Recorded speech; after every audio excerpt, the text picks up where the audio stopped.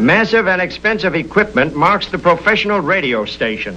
But in the amateur field, radio parts often include pieces of assorted junk ingeniously assembled by operators who are called hams and who take up broadcasting as a hobby. Cards to prove long-distance contacts are exchanged by the hams and proudly displayed. Jimmy Mulligan here has lots of cards and lots of strange radio parts, such as whiskey glasses mounted on a cake tin. Ma's funnel actually becomes a loudspeaker, and her sieve part of a microphone. Winding a coil becomes comparatively simple when using the family egg beater.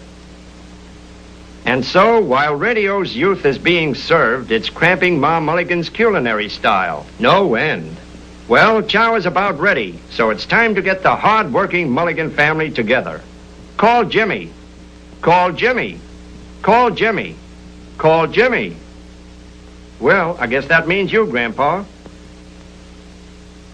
And so Jimmy is called. But shh. Grandpa, Jimmy's practically in a trance right now, so don't interrupt. All amateurs are heroes of the air at heart and dream of a chance to serve humanity or to save lives. It does happen, you know.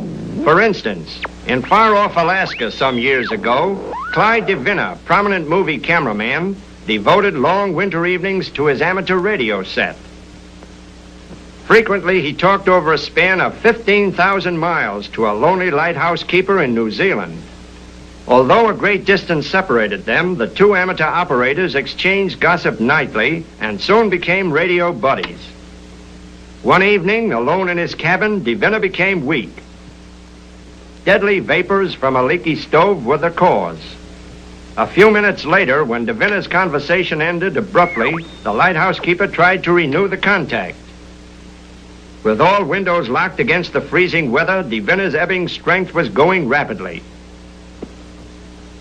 Finally, realizing that some strange, overpowering force was clutching his life, he managed to repeat the cry of help. Help! In answer to his friend's cry of distress, the lighthouse keeper called the emergency signal, Mayday, Mayday. And so, everywhere within hearing of his voice, operators ceased broadcasting and stood by. With the air lanes now silenced, he called for any amateur operator stationed in or near Teller, Alaska. Near Teller, Alaska. Teller, Alaska. Thus, from a fellow ham over 15,000 miles away, a youthful amateur in Alaska learned that he might yet be able to save the life of a neighbor. Briefly, the lighthouse keeper told his story. And the youngster at Teller lost no time in phoning a doctor living near DeVina's cabin to rush to the cameraman's aid. And so, due to the efficiency and quick thinking of radio hams, Clyde DeVina is alive today. But getting back to the Mulligan family, Jimmy's still missing. Call Jimmy. Call Jimmy. Call Jimmy. Oh, dear, Grandpop's missing now, too. Well, she'll get him. What's this? Shh. Now they're both in a trance. Perhaps they're listening to another dramatic radio episode, like the story of courage and service of Wilbur Crane, an amateur operator who flew far out over the Atlantic in search of a missing plane. Crane's pilot, radio ham Crane, had volunteered to make the search for the missing ship in his own plane.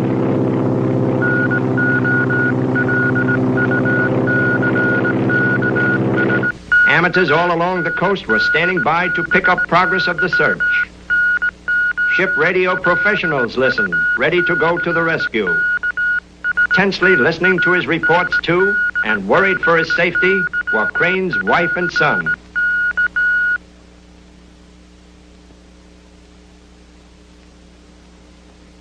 For hours, the uneventful search continued, and then...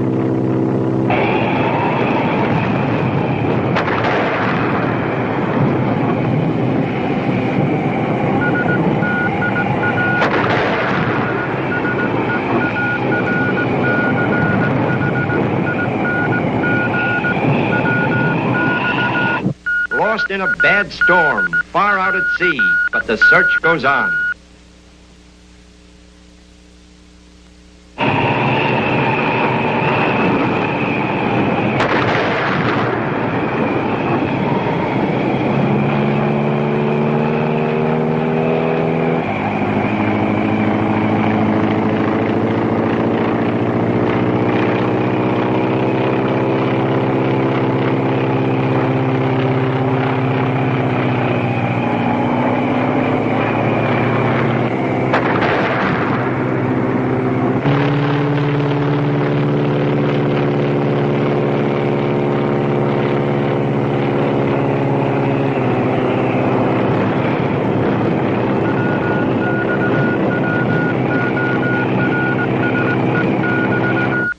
heartbreaking anxiety and fear made minutes seem like hours. Weekly, the dots and dashes continued to come in, but the words they spelled out offered no encouragement to Crane's wife and boy. Then, as suddenly as they flew into it, Crane came out of the battering storm, sailing smoothly into the dawn, and as the visibility cleared, a miracle happened.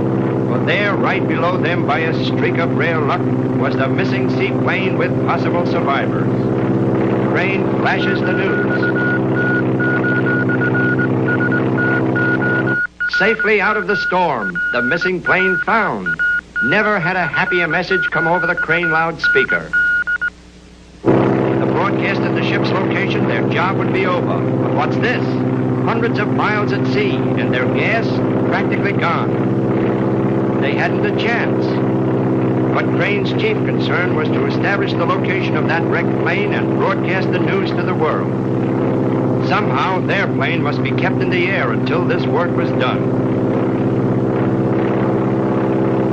Unaware of this new danger, thousands waited to pick up the report that would send rescue ships to the missing plane. But to the wife, there came a premonition of some new peril that cast its shadow over her husband.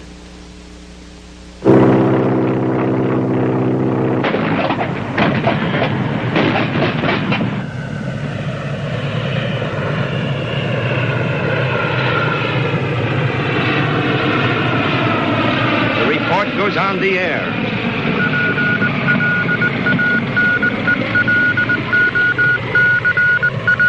And so, with the conclusion of the report, came the crushing news of their fate.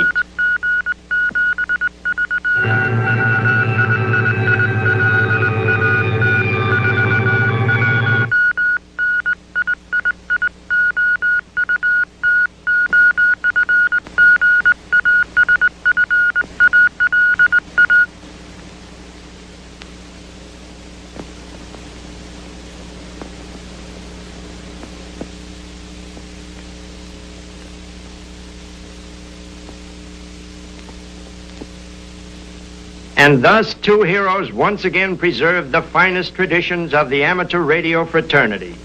The radio message picked up by a ship made possible the rescue of those for whom Crane and his pilot had made the supreme sacrifice. Little wonder that to Jimmy and to thousands of others like him, the amateur radio offers continuous inspiration to render aid in times of stress. Whenever a calamity occurs, the ham operator courageously and unselfishly comes to the service of the community. And speaking of calamities, well, take a look at Ma Mulligan's dinner. Boy, break out the bicarbonate. Now, Ma, remember your blood pressure. Take it easy now. So that's the way it is, eh? Well, she'll tell him. That sounds like China. Wow, that's coming 5,000 miles on a homemade set.